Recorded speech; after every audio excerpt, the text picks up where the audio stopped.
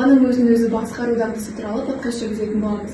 Қазіргі таңда бұл тақырып өте маңызды, себебі баланың өз мінезін басқара алуы, өз әрекетіне жауап бере алуы болашақта оның өміріне, оқуына үлкен әсерін тигізеді.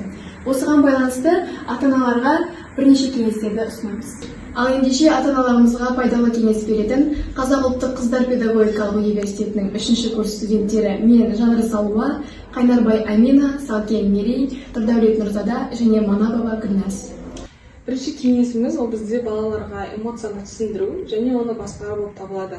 Жалпы мен балалармен жұмыс жасаған уақытта балалар көп балалар өздерінің эмоциясын түсіндіре алмайды, неге жылап жатқанын, неге ашуланып жатқанын деген секілді өздерінің эмоцияларын түсіндіре алмай жатады.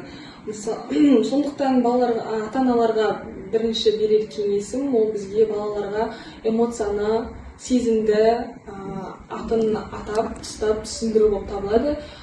Мысалы, үйде сенің көңіл күйің қалай, сен неге ашуланып тұрсың деген сұрақтарды қою арқылы біз балаларға эмоцияны, сезімді басқаруды үйрете аламыз. Жалпы ол балаға негізгі эмоцияны шығару ол тек балаларға ғана емес, тек ересектерге де шығару қалыпты деп санасақ та болады.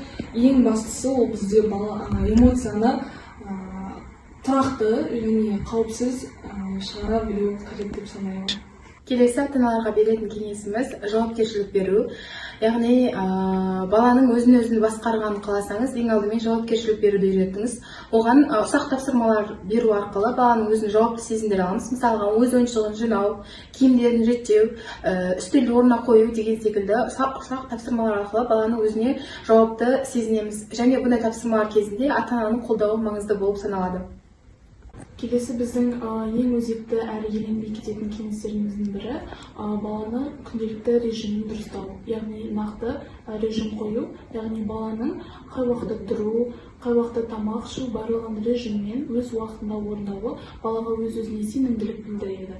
Және де баланың өз-өзіне болашақта жекеде жоспарлар құруына көмек береді. Және де балаға балабақшаға барар кезінде де осыған бейімделіп, өз-өзін бейімді тұлға ретінде ұстайды. Құрметті ата-аналар, сіздерге айтар ең соңғы кеңесіміз ол бізде балалардың өзін-өзі басқару дағдысы уақытпен пайда болады. Яғни осы кезеңде балаға сабырлықпен, шыдамдылықпен, жауапкершілікпен қарауымыз керек. Баланың өзін-өзі басқару дағдысына ата-ананың тигізетін әсері өте мол. Соның ішінде балаға күнделікті өмірде таңдау жасап, балаға көмектесуіміз керек. Яғни балаға бағыт-бағдар беріп отыруымыз керек.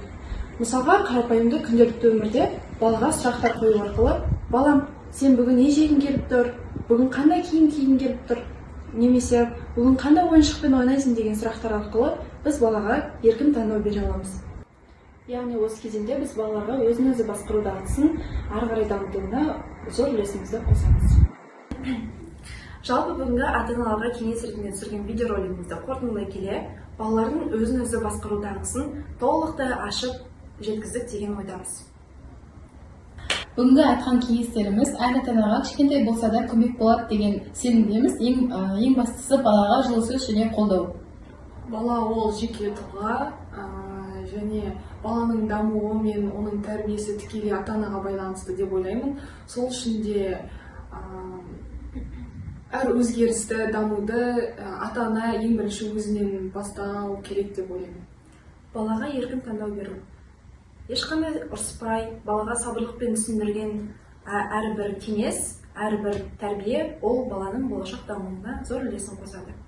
Және де балаға сенім мен мақтаныш, жылу сөздер арқылы балаға жауапкершілікті, өзін жылу сезіндіретін адамдарға қасында бар екенін сезіндіру арқылы балаға деген жауапкершілік, өзіне деген сенімділігін арттырады.